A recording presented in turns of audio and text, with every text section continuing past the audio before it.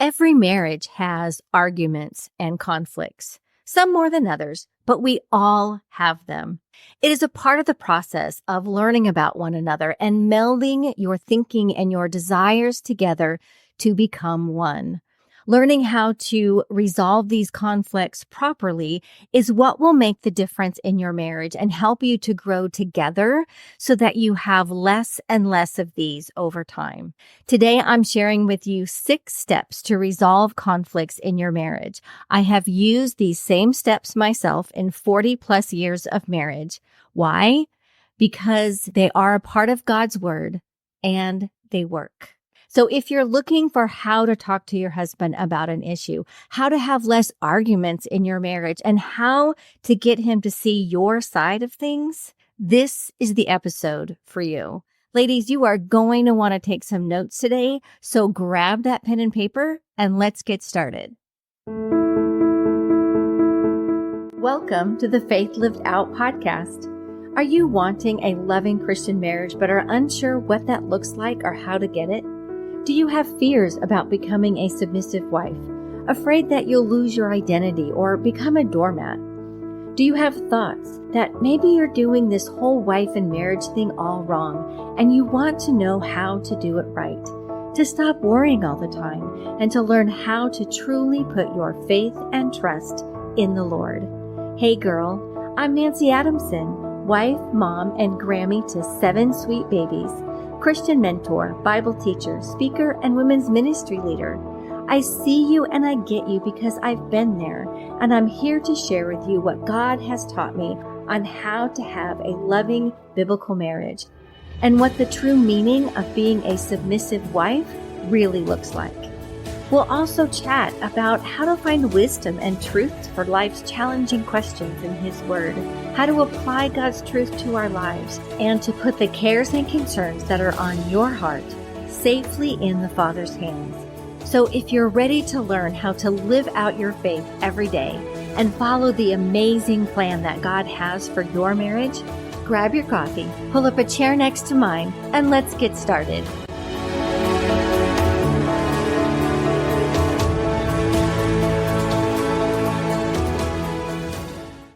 I don't normally do this, but I'm going to make last week's episode, the one on if you're struggling to improve your marriage or to change your husband, try this. I'm making that a prerequisite to today's episode. And here's why. What we talked about last week in setting any conflicts aside or problems for the week, not correcting or telling your husband things that need to be fixed during the week, but instead to focus on what you love, appreciate, and respect about him, both verbally and with actions. And doing this without any expectations in response.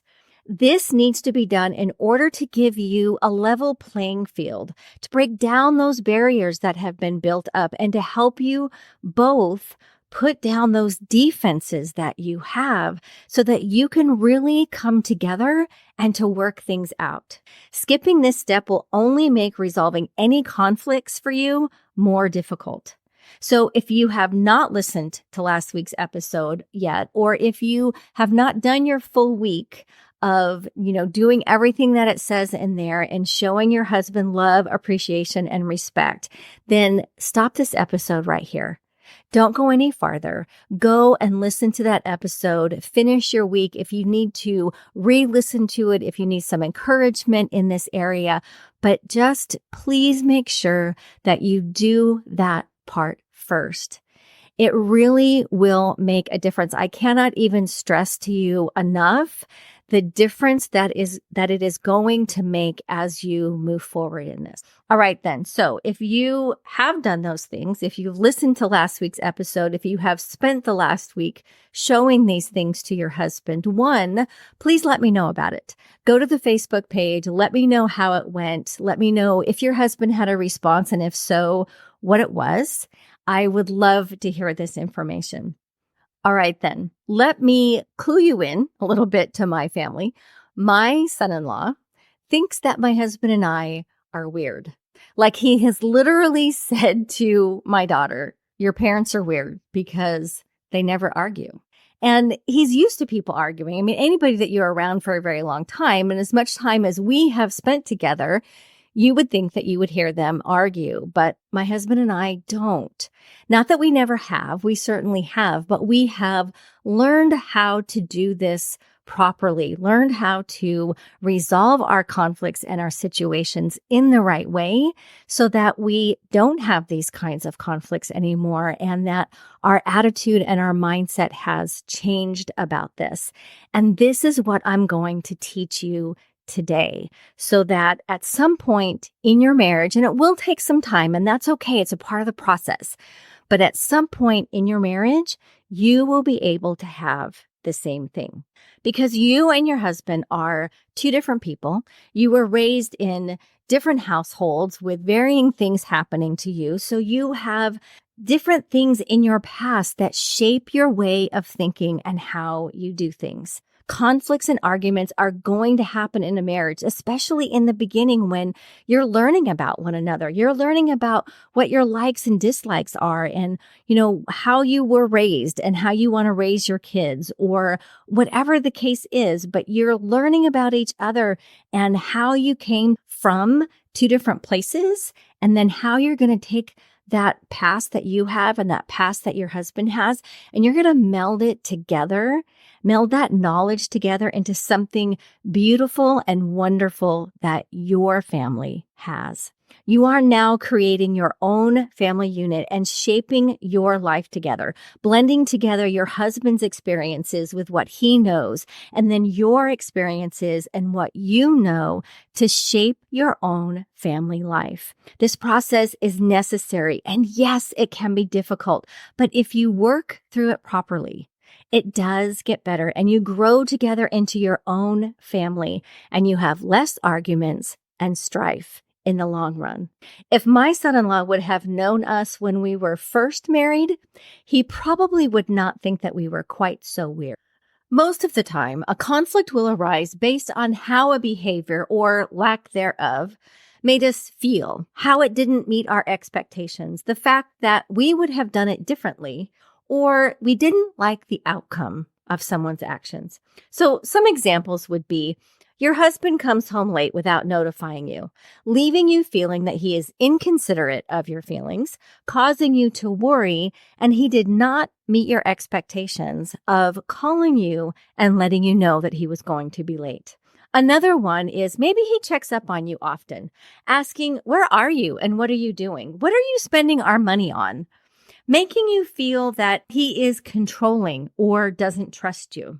Another one is, you don't like the way that he does a particular task or how he handled a situation, maybe at work or with the kids. So you're annoyed that he didn't do it the way that you think it should have been done because you perceive your way to be the right way.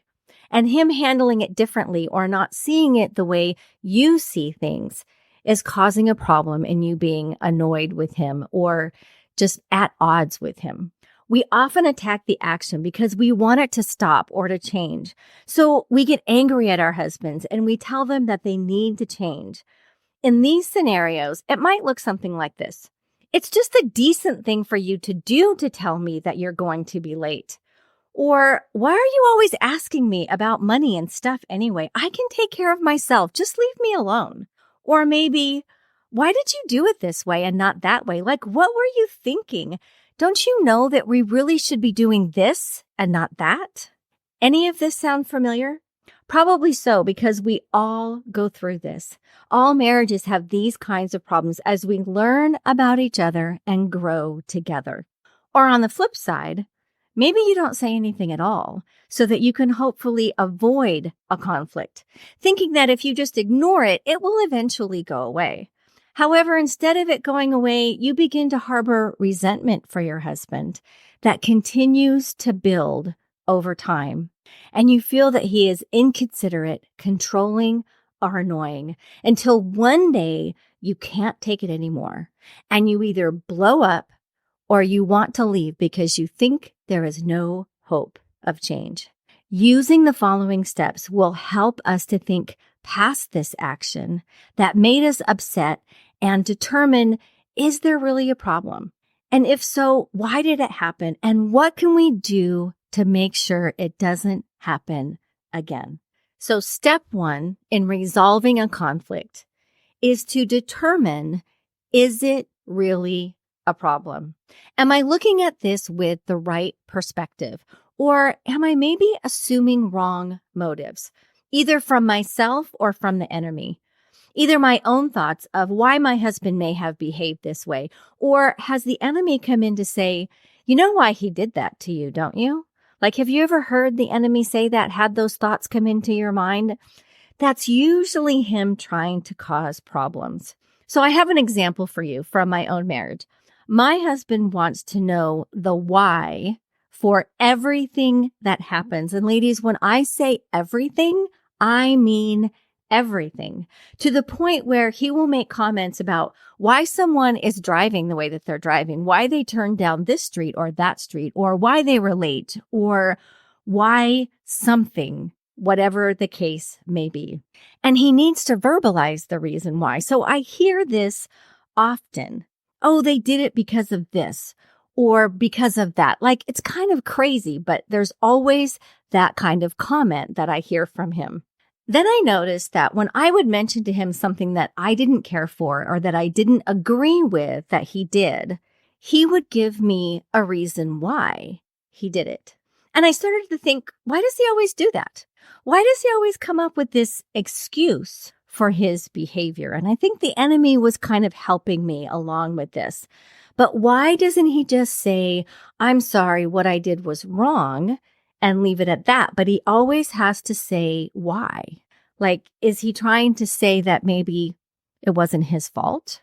I can tell you that because of my upbringing, this would have been seen as excuses for why I did something wrong and that it wasn't my fault. It was this reason why it happened. And that did not really set well with me. But then as I began to think about it more and I put two and two together, I realized he wasn't trying to justify his behavior with me or to not take responsibility for it, but for himself, he needed to know the reason why he did it, just like he needs to know the reason why everything else happens in the world. And that's all that it is that he was doing. He wasn't trying to say that it was not his fault, that he didn't do anything wrong. He wasn't trying to pass the buck or give himself an excuse. But he just needed to verbalize for himself why it was done that way. And that actually helps him to be able to not do it again. There was a saying that somebody told my husband years ago, and it's something that we have brought up on several occasions when we've had problems, not so much between the two of us, but maybe as we see problems that happen elsewhere. And that is, don't attribute to malice what can be accomplished through ignorance. The world seems to have this mindset that people have ill intentions for us, that they think about us and they think about how they can get back at us, when in reality, they probably didn't even think about us at all. They simply responded to whatever the situation was in ignorance, not in malice and trying to get back to us. And we all do this. We go about our business and we're just getting things done. There's no evil intentions or spitefulness behind it, yet we seem to think that others are scheming against us all the time. These thoughts are usually from the enemy and they are lies. So stop. When you have these kinds of things come into your mind, then recognize what they are. Take your thoughts captive and replace it with the truth, as in, you know what? This person may have said something that we didn't think that we agreed with or that we didn't like, or maybe we were offended by it a little bit, and they didn't mean anything by it. They may have no idea what's going on in our life or how we took it wrong. They just said it because they weren't thinking or didn't know what was happening in our life. Also, in looking at, is it really a problem? Ask yourself, can I cover this with grace and forgiveness? Was this a one-off thing and not his normal behavior? Was he having a bad day, things going on at work, or maybe he wasn't feeling very well and tired? Like in the case of coming home late and not calling. Is he not usually late, and so he didn't really think about it? Or is he genuinely considerate of your feelings and letting you know these things, and this time he just made a mistake? Colossians 3:13 tells us, bearing with one another and forgiving one another. If anyone has a complaint against another, even as Christ forgave you, so you also must do. So bearing with one another, we all make mistakes. We all sin from time to time. We all have bad days and things that happen. So is this something that you can cover with grace and love and just move on and let it go? Choosing your battles and not sweating the small stuff. Because ladies, if we bring up every little thing that bothers us, that's wrong, that's annoying, whatever the case may be, after a while, they're going to tune out because we're going to be bringing up every little tiny thing. So save these times and bringing something up to your husband when it's important. Choose your battles and let the small stuff go. Also, too, stop and think for a minute. When you make a mistake, how would you want your husband to handle it? How would you want him to come to you if you had made the same mistake that he had made? Would you want him to maybe just cover it in love and grace and move on? In Luke 6:37 and 38, it says, judge not, and you shall not be judged. Condemn not, and you shall not be condemned. Forgive, and you will be forgiven. Give, and it will be given to you. Good measure, pressed down, shaken together, and running over will be put into your bosom. For with the same measure that you use, it will be measured back to you. If we want others to not be judgmental or condemning towards us, if we want them to show us grace and forgiveness when we mess up, then we must do the same thing for them first. We must be willing to let the small things go and to move on, to let the differences be differences and to not always have our own way, but to let them do it their way. And to not lay blame, but to work together to fix a problem. So step 1 is it really a problem? And then step 2 is to take the plank from our own eye. Before I go condemning my husband, what have my actions been like? Luke 6:41 and 42 tell us, and why do you look at the speck in your brother's eye, but do not perceive the plank in your own eye? Or how can you say to your brother, brother, let me remove that speck that is in your eye, when you yourself do not see the plank that is in your own eye? Hypocrite! First remove the plank from your own eye, and then you will see clearly to remove the speck in your brother's eye. We all have a tendency to recognize our own faults in others rather than in ourselves. We can easily see their selfishness, their thoughtlessness, their mistrust or pride. But when it comes to our own sinful ways, we rationalize why we're somehow justified in our actions or ease our conscience by saying, well, we're not as bad as that person is. We don't do it like they do it. Before going to your husband to criticize his behavior, what is yours like? Is it a part of the problem that caused this because of my own selfishness, my own mistrust or pride? Have I not behaved any better than he has, but I'm going to go to him and point out his faults without first taking a look at my own? It is so easy to put all the blame of our problems in our marriage on our husbands, but rarely is it ever one person's fault. Most often, both the husband and the wife had made mistakes, and both have played a part in whatever issue they're having in their marriage. You can ask God to help you show this if you're having a hard time. Ask the Lord, what is my part in this possibly? Psalms 139:23 tells us, search me, O God, and know my heart. Try me and know my thoughts, and see if there is any grievous way in me, and lead me in the way everlasting. There's another version of this, to see if there's any wicked way in me. We all have this sinful nature in us.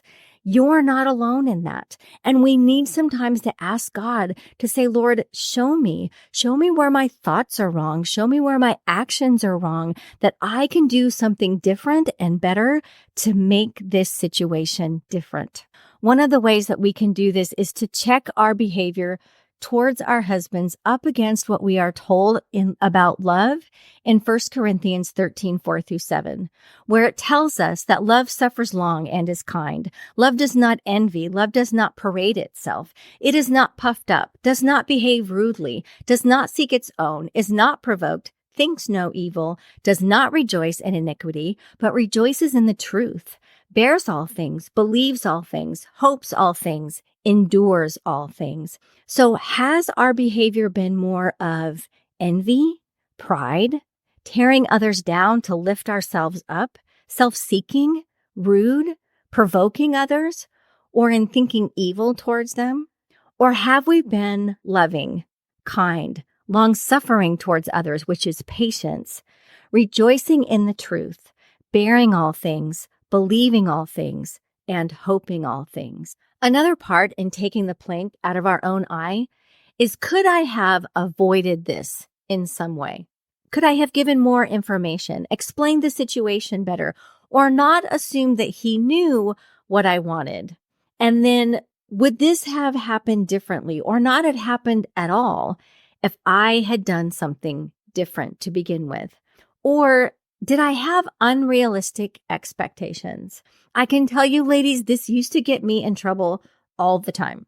My unrealistic expectations as to how the day was going to go or what my husband's response would be.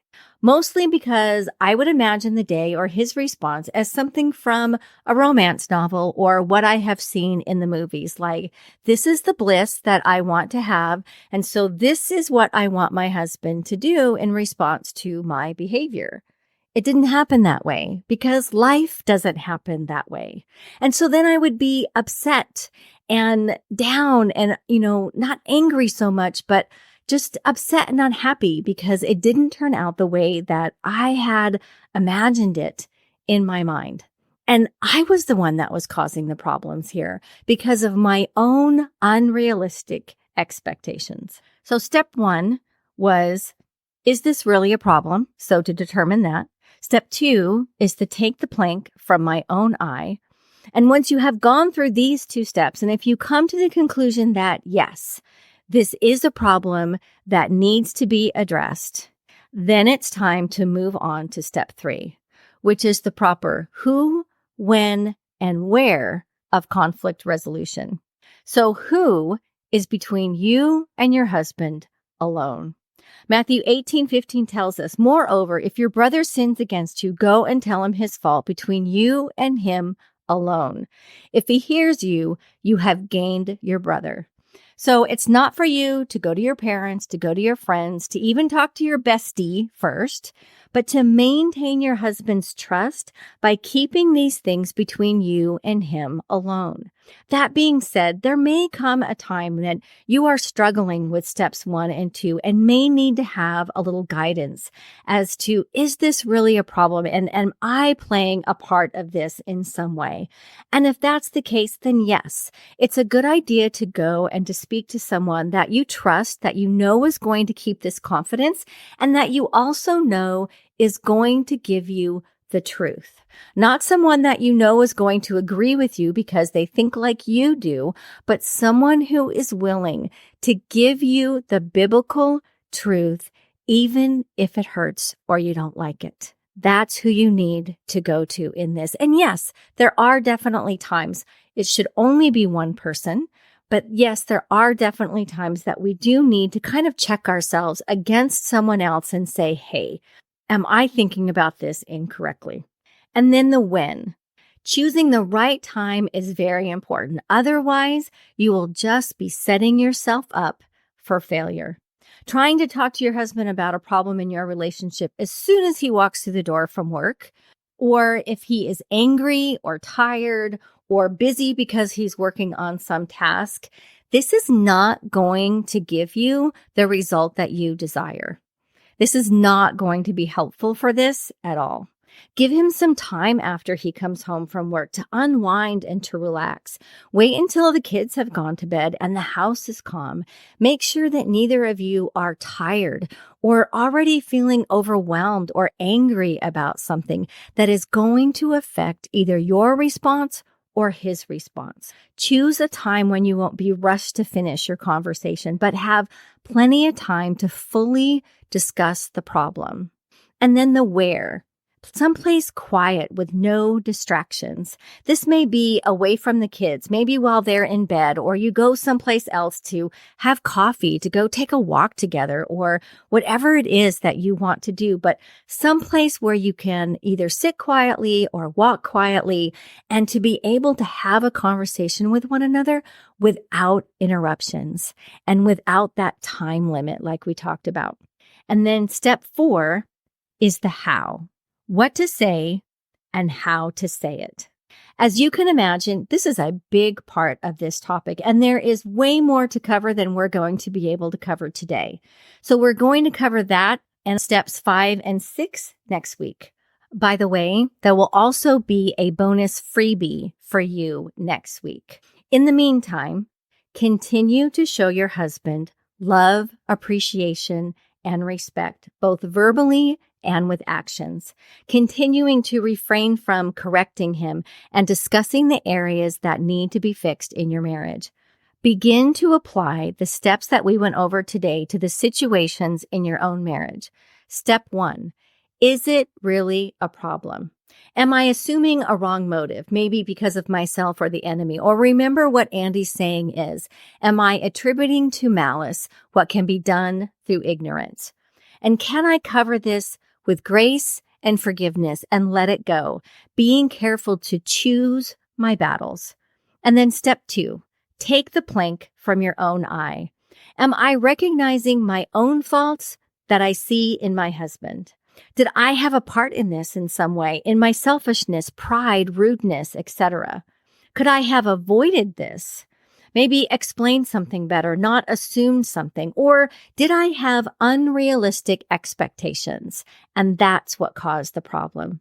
If you have determined, yes, that this is something that needs to be discussed, then you can begin to think about the proper who, when, and where. Maybe have that conversation with a friend to double check with them that, yes, this is a problem and it wasn't caused by you.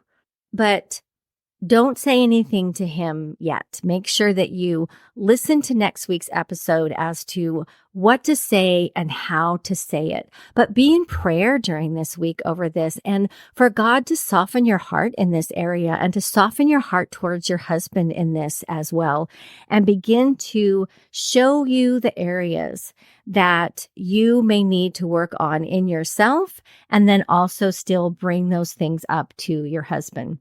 If you have any questions about this, please feel free to contact me through the Facebook community, or you can email me directly. My email address is in the show notes. Know too that whatever question that you have, somebody else probably also has it as well. So by asking it, and we can discuss it in the Facebook community, which is a safe, private place to be able to do that, then we'll be able to get these answers out and to be able to help you and other ladies as well. So don't forget, next week, we're going to go through steps 4 through 6. There's going to be a bonus freebie for you, like I mentioned. So until next week, have a blessed day. Thank you so much for listening today. I pray that God has used this episode to bless and inspire you to live out your faith in Him. If it has, please do me a huge favor by leaving a review on Apple Podcasts. This is the only way that I know if you like the show, and you will be helping others to find this podcast and be lifted up by the Word of God. Is there someone who came to mind while you were listening today and you said, "Ooh, she needs to hear this"? Well, then send her the link so she can be encouraged too. Are you in the Dallas area and looking for a fresh new speaker to add excitement to your next luncheon, women's retreat, or other women's event? Then drop me a note at nancy@faithliftedout.com and let's chat about it. That's Nancy, Nanci, at faithliftedout.com. I would love to come and meet with you and the ladies in your group. You're also welcome to visit the website at faithliftedout.com for more information, blog posts, journaling ideas, and free printables. Or become a part of our little community of believers by joining the Faith Lived Out community group on Facebook, where you can join together with other faith-led wives and moms just like you. Links to these areas and the scripture references used in today's episode are in the show notes. Ladies, thank you again for listening today, and know that I am praying for God to be with you as you learn to trust in Him more and to live out your faith every day. God bless you, and see you on the next episode.